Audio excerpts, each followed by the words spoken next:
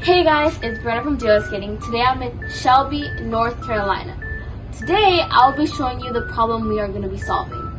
This is how they are filing their repair orders, and here are some more.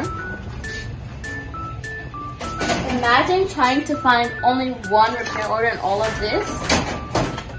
Like, it's crazy. Like, they have all of these are filled with repair orders. Now I'm going to be showing you how we are solving the problem. We're here at the cashier's office, and I will be showing you how simple it is to scan a repair order. We're going to load the scanner, press scan repair order. It scans front and back and 60 pages a minute. When it's done scanning, you type in the number. The number is 128487. Press OK. Then you can press view, and there's the repair order. And that's it. We're done. And that's how you solve the paper filing problem across hundreds of dealerships in the United States.